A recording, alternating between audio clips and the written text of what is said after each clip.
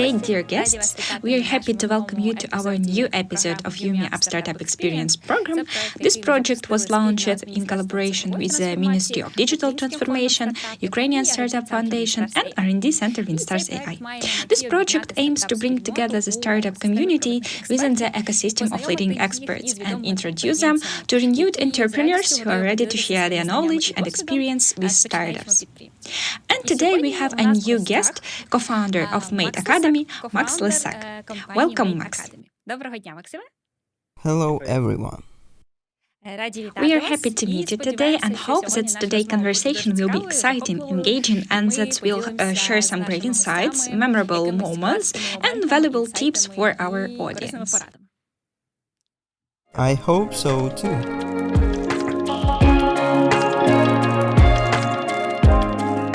Great. It's wonderful that we are all in a good spirit. Let me briefly explain how our project will be going. The first stage involves a set of pre-prepared questions for our guest speaker. There is a few questions to start the conversation, which I will introduce you. Meanwhile, our startup can prepare their topics for the future discussions and special questions. So let's get started. Our first question today is how the idea of your business came about and how did you start it? Alright, I'll give a brief overview of our business. I represent Mate Academy, a company that teaches people to code. Our mission is to provide IT jobs to over 1 million people. We train people in programming and other IT professions, then help them find jobs, after which they pay 1% of their salary. How did the idea originate? Actually, the idea was not mine. It came from my partner, Anya. She was studying computer science at one of the most prestigious universities in Ukraine, but many of her classmates didn't become programmers. The insight came when she took a 3-month testing course at a company. After the course, the entire group received job offers from the same company. Her worldview changed, as she thought one could only become a programmer by graduating a specialized university, but this experience showed otherwise. She thought long and hard about how to implement this idea and decided to start by taking on a student, not charging them until they were trained and employed, after which they would pay her 10% over 3 years. She spent a lot of time training and helping the student find a job, and once he started paying her back, she realized it was a great model that could be scaled, and so we started scaling So that's how the idea came about. But still, you say it wasn't solely your idea. How did you find each other and how did you develop this business idea into your own company? In general, this is already my third company, and with each one, you learn something and meet people who lead you to your next venture. While working at my previous company, a fintech startup, I lived for a while in the United States in New York and Boston. During that time, I met our third partner, Roman, who was working at Google as an engineer and later a team lead. We just got to know each other. He gave me a tour of Google, showed me what a great company it was, took me out for lunch and mentioned that his wife Anya was involved with Mate Academy and that he might join her in the future. A year later, we happened to meet again in Kyiv for lunch, and he told me that Anya's work was going very well. He decided to leave Google and join the company, and when they explained the entire model to me, how it was supposed to work, I was super interested, and they invited me to join as a partner, and that's how we started working together. Great, so it turned out to be quite spontaneous. Very interesting. Can you tell us what you started with in this company? What exactly did you do and what part of work are you responsible for? Overall, I am responsible for 3 areas: hiring people, marketing, and sales. So, some of the core processes. Wonderful. And can you tell us how quickly, since you joined this idea when it was already somewhat monetized and developing, how quickly you managed to scale it up, make it more well known, and what methods do you use?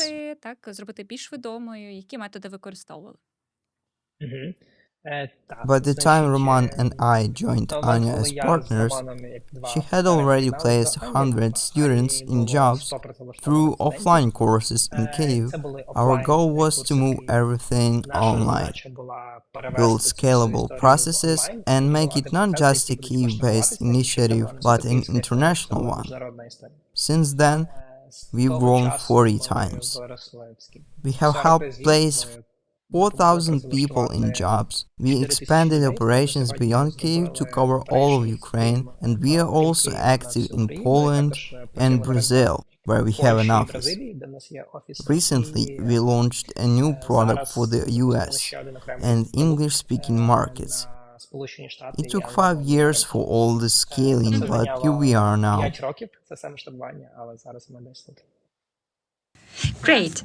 Could you share how challenging it was to develop this product in the beginning stages? What steps were involved and where you started with scaling?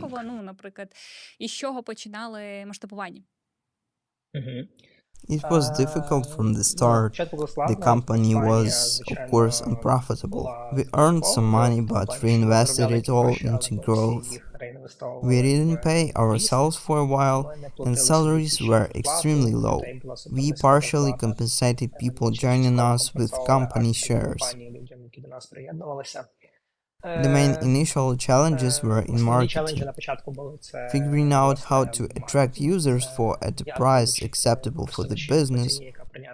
For us, Google worked well as a search advertising channel. Google is an excellent channel in most startups, I know. It's the main channel since it attracts high-intent traffic.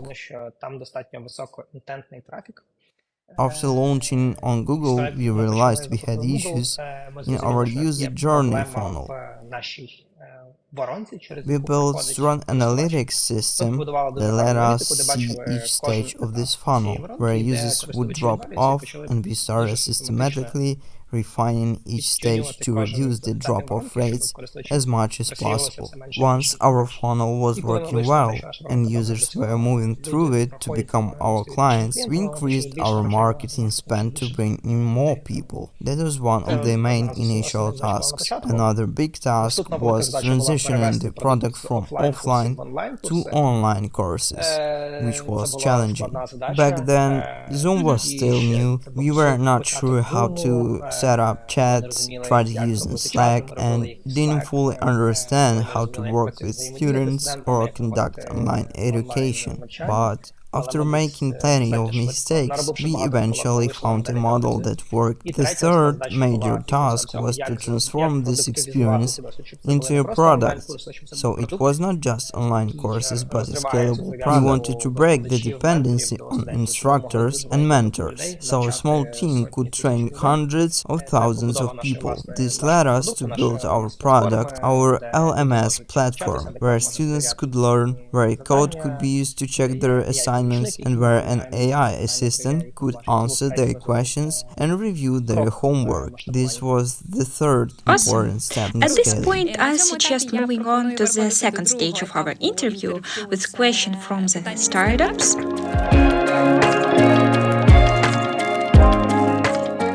As our participants already have many questions on our topics, let's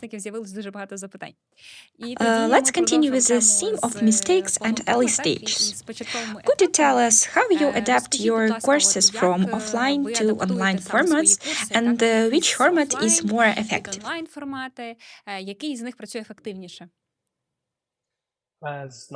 From our experience, the online format is clearly more effective. It's better for the company because it's much easier to scale, and it's also better for the students. Online learning has several advantages. The first is asynchronicity. When you are in a physical classroom, someone might ask a question that is irrelevant to you. Everyone learns at their own pace, but in asynchronous online format, you focus only on your own questions, receive answers specific to you, and can progress faster.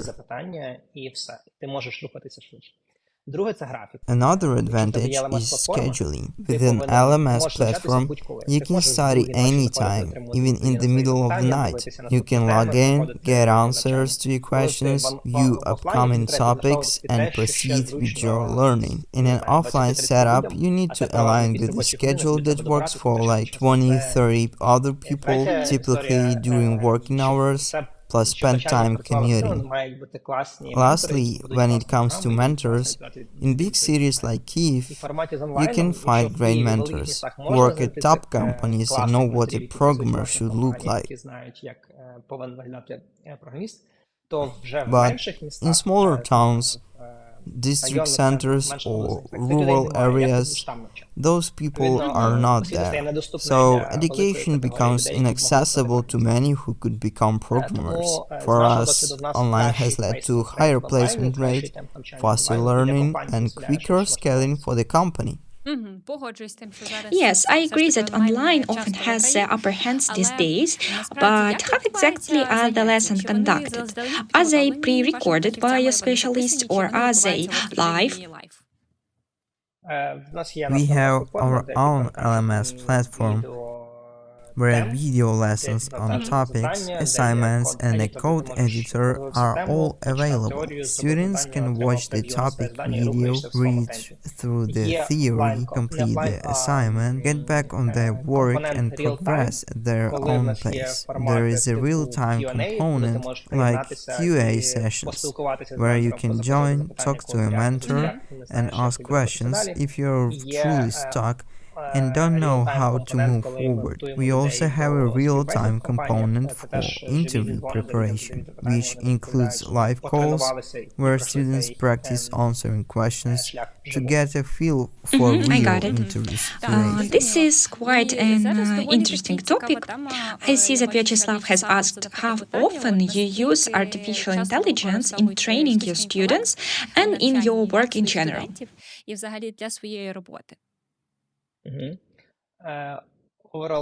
Our use cases for artificial intelligence include quickly launching courses. Previously, if we wanted to translate a successful course in Ukraine into Portuguese for Brazil, we would need a person to re-record the entire course. Now, we use various AI programs that allow us to upload text, the user's photo, and the speaker's image as input.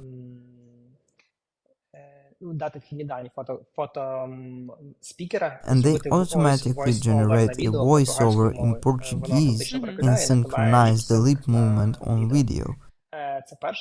That's one use case. Another is assignment review. On our platform, there is an AI mentor that performs the first level of assignment review for our students. The AI mentor checks the work, points out what was correct, highlights mistakes, and indicates areas to focus on.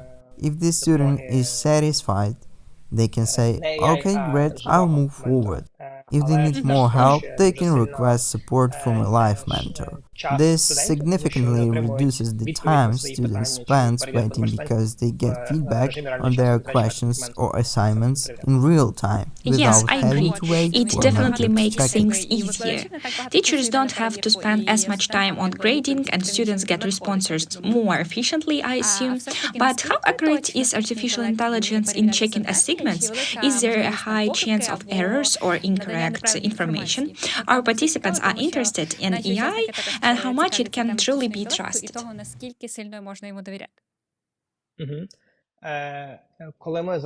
When we launched, we introduced our AI mentor about a year ago, and there were many complaints. Students were not satisfied, but a huge factor is how you prompt this AI mentor. Prompts now make a big difference.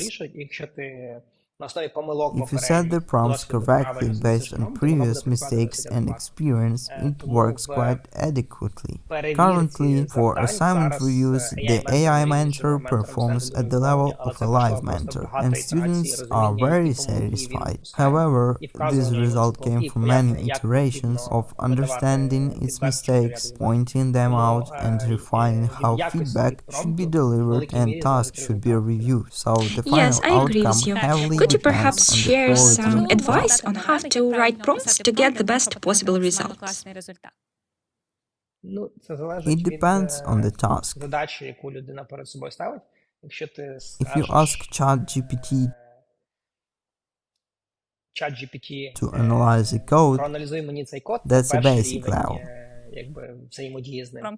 But at a higher level, you could ask, analyze this code and provide recommendations as if you were an experienced programmer with access to multiple public repositories. ChatGPT can then simulate responses based on a hypothetical expert. This kind of domain-specific prompt, especially in a narrow programming field, can yield much higher quality feedback. Mentioning a specific expert source with accessible data helps ensure a more Yes, indeed, relevant I agree with response. you. We have another question from our startups. They're wondering if you plan to launch a data science track, since we know that data scientists are in the high demand, or perhaps you already have such a department. In general, when we launch a new course, we base it on the number of open positions on DOE and other job portals in the countries where we operate. When we see a sufficient number of positions, it indicates that companies are actively hiring, and we notice an upward trend, then we consider launching that course. Currently, for data science, we don't see a massive demand. We are seeing far more openings for data analysts and Python developers at the junior level. We already offer Python on our platform, and this Friday we are launching a data analyst course. Perhaps people become data scientists after gaining experience with Python and later transition to data science. But that's not typically the first career step in IT. Our mission is to provide people with that initial path from 0 to 1. Based on the job listings, we track more companies are hiring junior We know data that you're analysts often or Python associated with developers training than and that you data primarily scientists. nurture junior specialists. How difficult is it to get hired in these positions right now?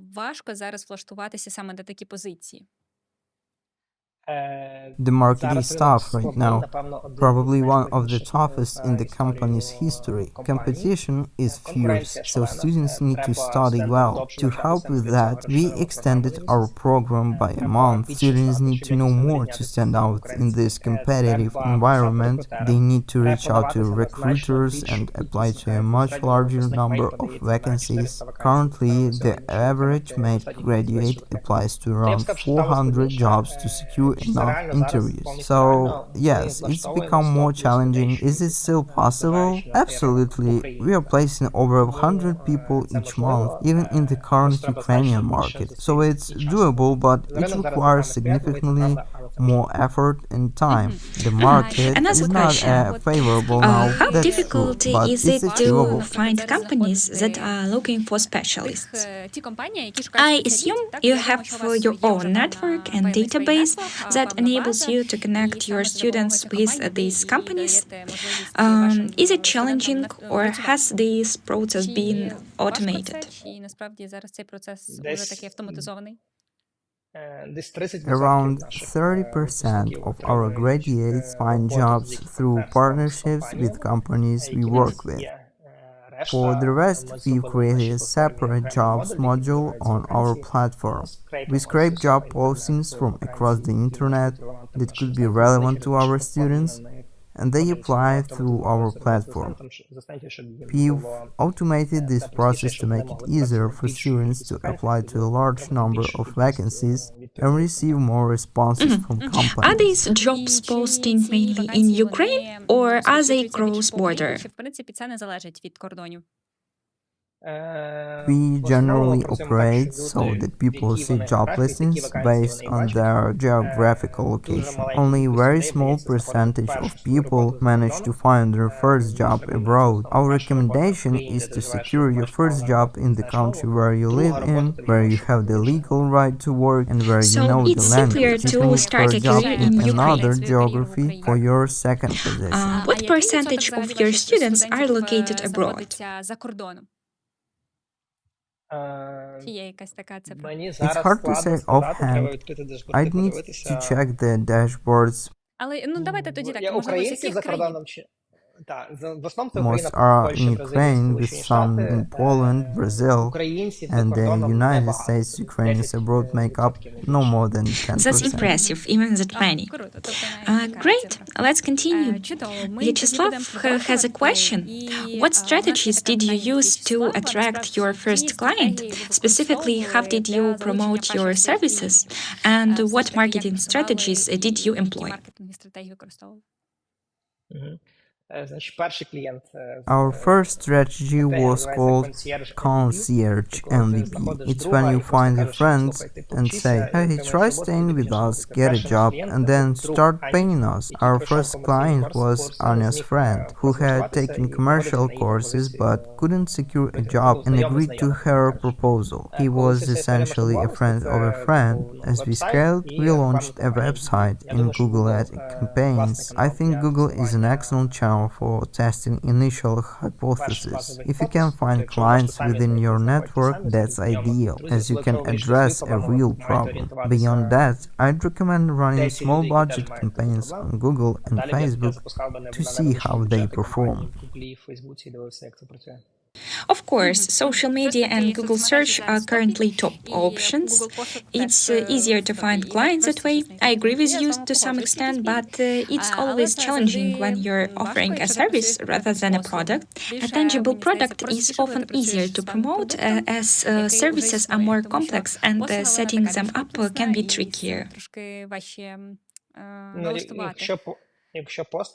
For services, there are many marketplaces where people offer their services, like Upwork, where you can test demand. If it's a global market, it's helpful to Google the problem you're solving and see if people are discussing it on forums. If it's a hot issue, there will be threads on Reddit, or someone will have asked about it on Quora. You can respond to people there, provide an expert opinion, and let them know how you can solve I agree this with you. problem. This is indeed an important step. We noticed that your company also received investment to support its growth. Could you tell us how you secured this investment and how much it helped? In total, we raised about $3 million in investment for our company. Our first round was in 2018. At that time, we had a base of around 100 clients who were extremely satisfied with our service. We approached investors and shared our vision of transitioning offline courses to online and building a platform for which we needed funding. We presented our experience as founders and our track record, and we raised the round fairly quickly. Investors asked for a list of our clients and reached out to them. They sent an email to all hundreds asking, "What do you think of Mate? Are you satisfied with the service? Do you think they need additional funds to scale this further?" The investors were pleasantly surprised by the level of positive feedback from our clients. Our NPS was off the charts, even higher than Apple's. For a startup, this is natural. When you start, you put in extra effort to please your customers. If your first clients don't absolutely love what you're doing something wrong. Your first clients should be thrilled with your work and recommend you. Thanks to our clients' recommendations, we secured our first first round, and subsequent rounds were based on our growth metrics. We consistently grew, so investors could see our upward trend and provided the next rounds of funding. We had to turn down funding in later rounds because we were growing quickly. We calculated how much we needed for the next group enrollments because our model is to some extent credit-based. You fund people and they pay you back later. We could I have raised understand, it significantly all more makes money, sense. but We we have a choose not to finance-related because we question didn't from want to give a Katerina from larger the stake of the startup company to Insulin Without investors. Q. We could have raised She's asking significantly how more startup money, can find but we fundings, choose what not to financial because we didn't opportunities want to give a investors larger currently offer, stake of the and company where to they might investors. turn to address these questions. There are many funding options available. There are many funding options available. There are grants, for example, from USF, the Ukrainian Startup Fund, which provides grants to Ukrainian startups. Google recently announced a program offering $100,000 in grant assistance to Ukrainian startups equity-free. Then there are business angels and venture capital investors. You can simply Google venture investors in Ukraine and you'll find several funds. My advice is not to approach investors directly, it's better if other founders who have already been supported by these investors recommend you. This makes for a better conversation, but regardless, when you approach investors, you need to show something. Satisfy clients who are thrilled with your service, reflected in basic revenue figures. If you have this, then I'd recommend approaching investors. If not, focus on achieving What this other first. advice could you give regarding what interests investors and how to properly present your idea and its execution? In Ukraine, investors are primarily interested in numbers. How many clients have you satisfied? How much revenue have you generated? How quickly can your service scale? Who are the people behind the startup? What is their background? And why are they the best to solve this problem? Why hasn't anyone else solved this problem until now? And why is now the right time for this idea? Why are you the ones to make it happen? Can this idea become a large company? They are not interested in 30% annual growth. They want, if we are talking about venture investments, an exponential growth curve. Does this idea have that kind of scalability potential? I think these are the main things that interest them. Also, can you generate revenue outside of Ukraine? If it's limited to Ukraine, that's a risk. Can this model be replicated in Thank other you for the locations? advice. I think these are well known points, but it's always helpful to hear them again to ensure that it's really essential. Agreed. Okay, let's move on to the next question. It's about expanding your scope of activities. Are you planning to expand into other fields beyond IT, like medicine, agriculture, or something else? Not at the moment. Our goal is to help people secure their first job in IT. It's a very large market. Right now, we are focused on capturing the market in the United States, the UK, and the English-speaking world. We are building a product for that, which already has hundreds of users. We want to establish a strong presence in this vertical, instead of spreading into other fields and verticals. Thank you for the answer. Now let's move on to the interesting question. The market is always full of competitors, and this is well known. How do you manage competition and adjust to market demands?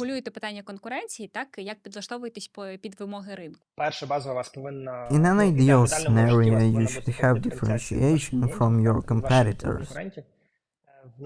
In our case, our differentiation is that we train people until they are employed, and then they pay us.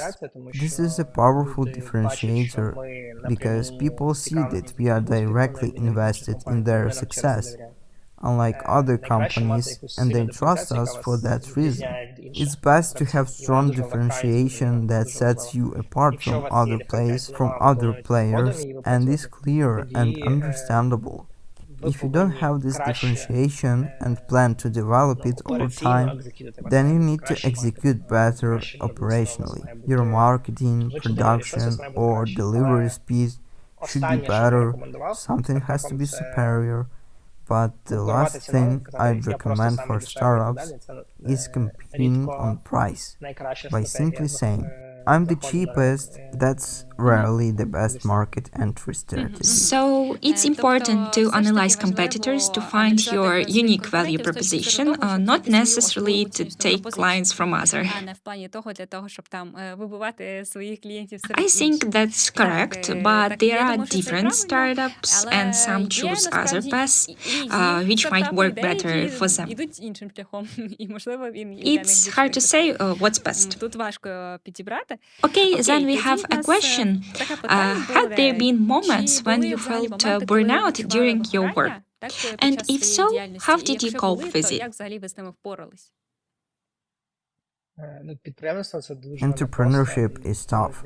It's not for everyone. There are many difficult moments to go through. Personally, what has helped me is having partners. When I am not in the best mood, they might be, and vice versa. When my energy is high, it balances things out. Having partners helps. Small victories also really recharge me, and I see the same with my partners. Whenever we achieve a win, growth in a market, hiring great people to solve significant challenges, it gives us extra energy.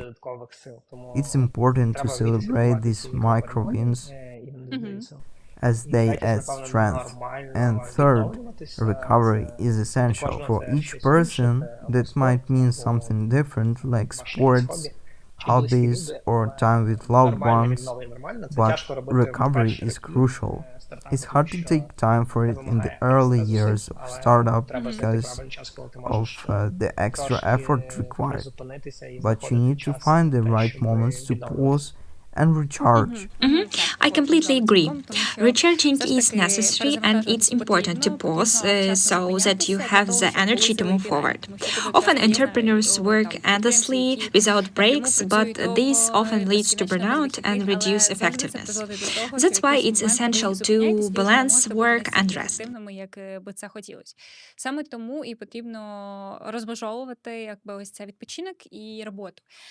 This brings us to the question of how to properly divide responsibilities among partners when co-owning a company and how to approach these in startups.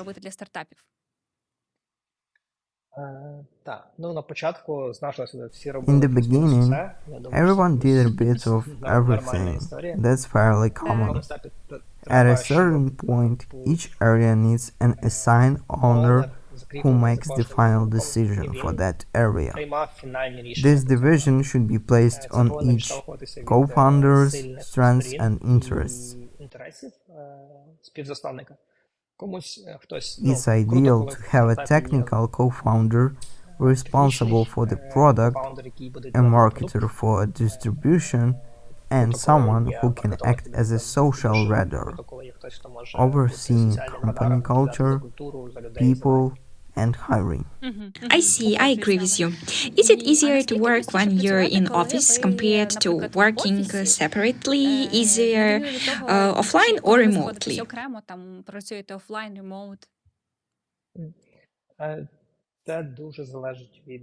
It really depends on the people you hire. The more junior specialists you have, the greater the need to work in the office. I'd say that remote work generally doesn't work well with a lot of junior staff. From what I've seen, both in our company and in companies of friends and fellow founders, the office setup is more effective. especially in the early stages when people need to quickly share knowledge and information. So I think the office is more efficient. However, I know of smaller companies with only senior staff who manage just fine working remotely. It differs from company to company, but overall, I believe the office That is makes more sense. effective. In the office, there is a sense of synergy, unity, and presence. It feels different than online. Now, how did you go about hiring staff in the early stages when you were still a startup? And what challenges did you face?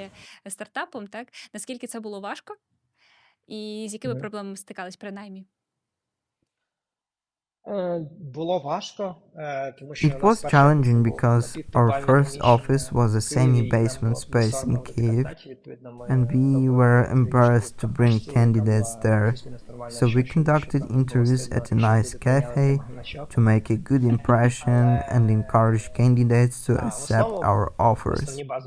A key rule is not to hire people unless absolutely necessary. Don't hire people for a new role unless you've tested it yourself. For instance, if you think you need a marketer, it's best to try setting up Google campaigns yourself, see some results, and only then hire a marketer for Google. If you need a recruiter, don't hire one until you've recruited 10 to 20 people and understand the process so you can effectively manage and evaluate the recruiter's performance. When you do start hiring, there is a great book called Who? The A Methods of Hiring that I highly recommend. It covers Oh, essential that's great. principles Thank for you for the hiring people. recommendation. Hopefully, it will be useful to someone. We have a related question since hiring staff is challenging, but retaining them is even harder. What corporate culture methods do you use in your company, and what are your core principles?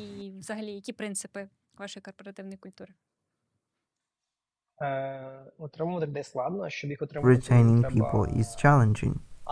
To keep them, you need to give them new challenges. If you are hiring ambitious people, they'll get bored doing the same thing. You need to provide them with areas to grow, where they can take on more responsibility and more a greater impact. Pay them well, especially if they are top performers. Pay them above market rate, so no one can offer them a better deal. It's fair to pay people well if they significantly impact your business. For us, attracting ambitious people has worked well. We have a self-nominated promotion review. It's a system where we raise salaries not based on years worked, but on their impact on the business. We don't have a calendar for salary reviews. When someone feels they've made an impact, or when their managers feel they fill out a document listing the business metrics they've influenced, the position they aim for, and the salary they are seeking. This approach keeps great people engaged, as they understand that if they drive business metrics, they will advance in the company. There are no politics or bureaucracy. They know if I drive business metrics, I'll grow. People who can do that naturally get filtered out over time. The system works for us, but each company has its values, and you should adapt processes to those values. For us, ambition is a core value, and we align our system with it. I completely agree that when someone is a junior specialist, they see their growth potential, making it easier to stay motivated. But once they start advancing to a higher level with a stable position and a decent salary that meets their needs, it can be harder to stay motivated. I think that's when you need to introduce challenges to keep them interested, like giving them new responsibilities responsibilities or interesting tasks to help them self-motivated in their work. This is a great approach.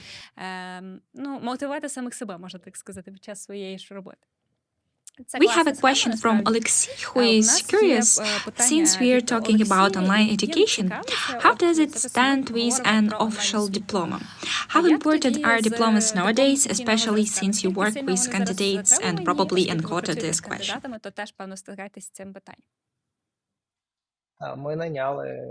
In our company, where we have 350 people working, with 150 full-time and the rest part-time, we've never checked anyone's educational diploma. From what I've heard about our graduates getting jobs, it's rarely an issue. There might be isolated cases, for example in banks or government institutions, but it's very uncommon. Generally, people are assessed not by their diploma, but their test assignment, coding skills, or technical interview. Those factors are much I agree, more it's less important than a nowadays, diploma. but there are still companies that require a diploma because it's in their policies. That's understandable, but I believe the number of such companies isn't large. Here is an interesting question, especially for those just starting out. What are the differences between Ukrainians and people from other nationalities in learning? Our startups are curious about how Ukrainians can become the best juniors compared to others.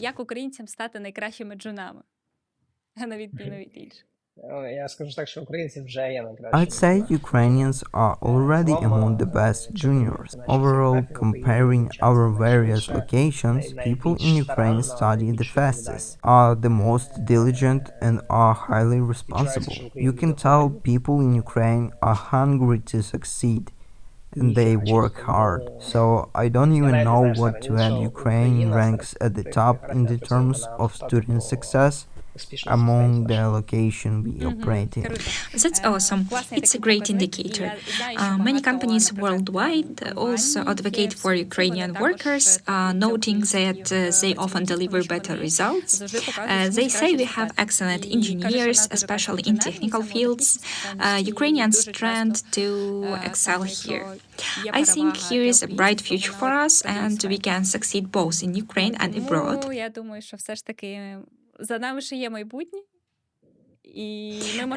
So let's continue. Here is a question. With repeat advances in technology, especially artificial intelligence and innovation, it's hard to keep up with the news. In your opinion, which technology or innovation will have the biggest impact on your company activities over the next 5 years?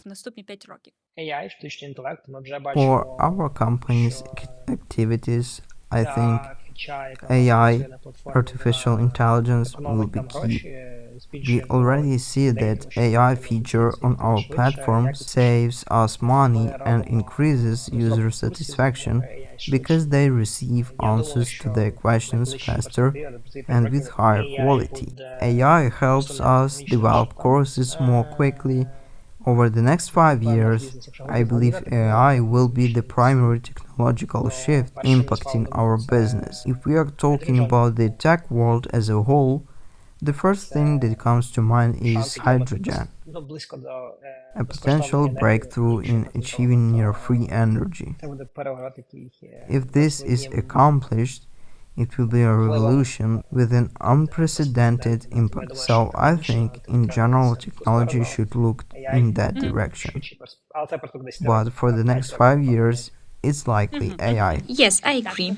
AI is definitely a top priority, and I think it will continue to lead in the coming years, especially with things like LLM models, which are very popular right now. I think they'll continue to grow. Let's ask a concluding question for this stage. How do you find mentors for your company, those who teach? Is it difficult, and how do you handle it? We have an entire recruitment department dedicated to this. Often, They are our alumni who have worked in companies for a few years, and we invite them to work as part-time mentors with us. Sometimes they are people from other companies who have an unfulfilled desire to share their knowledge and experience with others. Essentially, our recruiters look for people interested in teaching and helping others. We pay them hourly, they join our platform, assist students, and earn hourly wages while working in their main jobs.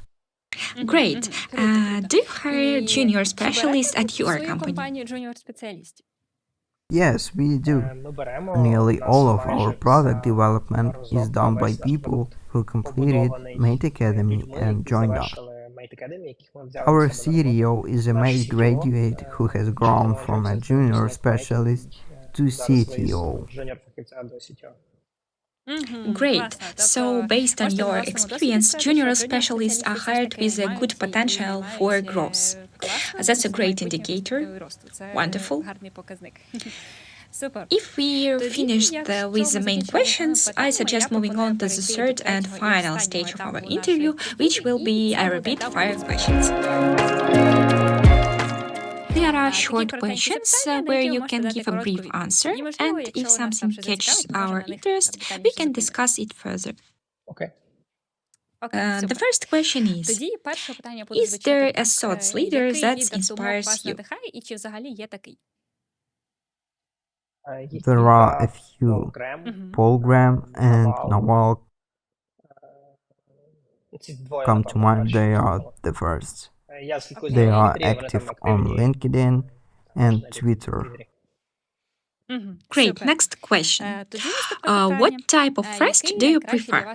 Active or passive rest? It depends on the stage of life and the company. Overall, I like both. I'm constantly involved in sports, which helps me increase my energy levels. But sometimes there are periods when I just want to disconnect from everything and relax like a vegetable on the couch.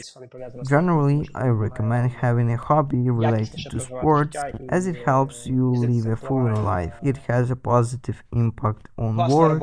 If you are having a rough day, you can release stress in the gym or elsewhere. I've noticed that sports improve resilience and you come to work more energized. I agree with you. That's a great piece of advice about sport. Find the type of sport that's individually enjoyable for you. Moving on. What superpower would you want for work? For example, reading minds or controlling time? I'm not sure.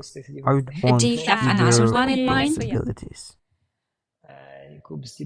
What ability would I want to Interesting have? question.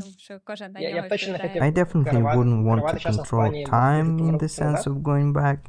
Or maybe add some more hours to the day. That would be More nice time too. to work or more time to sleep depends on the person. I think what's interesting about entrepreneurship is that my role is constantly changing. Initially, you are the office manager and the cleaner when there are only 5 people. Then you become a recruiter because you need to hire people, then a marketer, then a salesperson, then the manager of marketers and salespeople.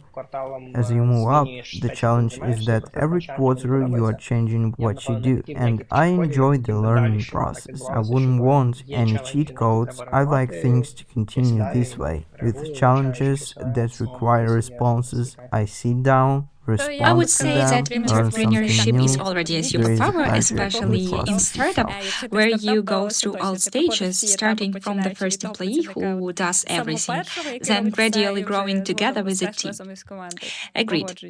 Next question. Is there a book that changed your life, or maybe a few?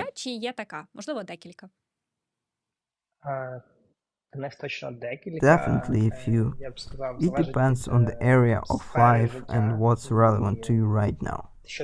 For marketing and sales,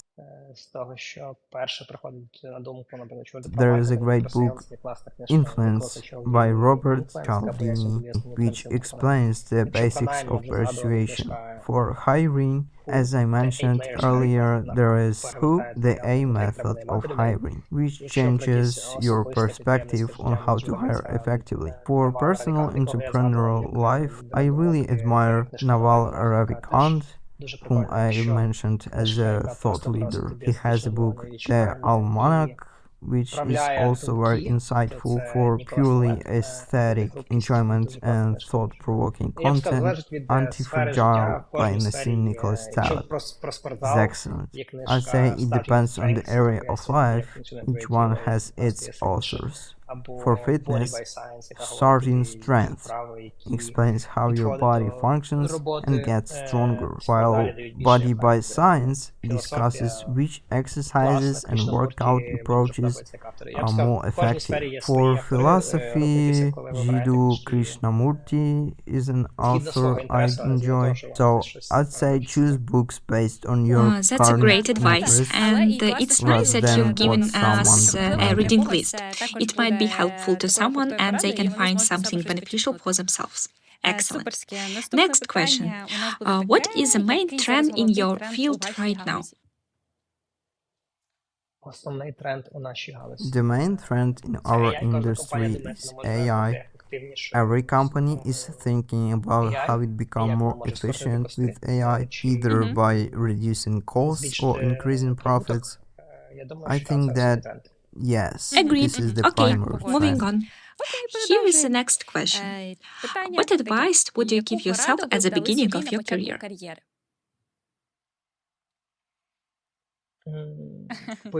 Buy Bitcoin.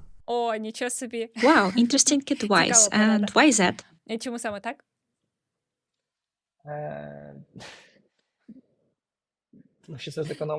would have provided the opportunity to earn a lot of money. As for career advice or any cheat codes, I probably wouldn't give any because theoretically I might say, don't stress, everything will be fine, but that might have changed my approach to life and work, and things might not have gone well. So I don't know, just buy Bitcoin, 2 words to my 2011 Okay, self. let's continue. We have a few more questions. The next one. What habit would you recommend every entrepreneur to develop, especially given our startup audience?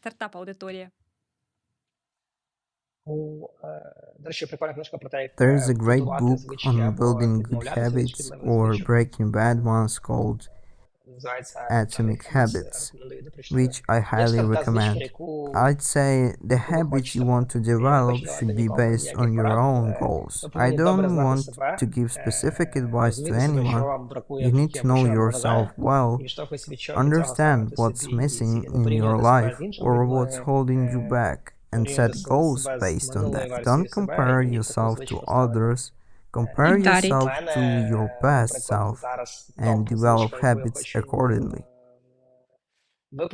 Right now, the top habit I want to develop is not using any gadgets from 8 p.m. to 9 a.m., living without gadgets during that time. But for someone else, it might not be the right time in life to adopt this habit. They might need to be on call constantly. I think learning to be less dependent on devices and screens is what I need now. I But agree. I'm not sure Still, everyone it's needs a great this. piece of advice. Sometimes it's good to do this for prevention, as we tend to constantly check the response, wondering if there's something important. It's hard to break away from it, so I think everyone should practice it. Let's move on to the final question of our interview. Here is it. Your advice for startup in one word on one sentence. Do something people love. This is actually the motto of the Great Accelerator Y Combinator, which says that at the very beginning you should focus on creating a service that people don't just like or feel satisfied but love. I think that's the best advice for Yes, anyone I completely starting agree out. with you. Great advice. Thank you. It was a pleasure talking with you today. We discussed many topics from hiring and people to future prospects. Thank you for that. We hope that our startups found this useful, interesting, and inspiring. Dear participants, we invite you to join future episodes of Yumi App Startup Experience. Don't forget to like, comment under the video, share with friends, and leave questions for upcoming speakers. I'd like to remind you that our project is organized in collaboration with the Ministry of Digital Transformation, Ukrainian Startup Foundation, and R&D Center WINSTARS AI. Max, thank you once again. We look forward to further meetings and fruitful collaboration. Wishing everyone a great day and see you next time. Thanks for having me and best of luck to everyone.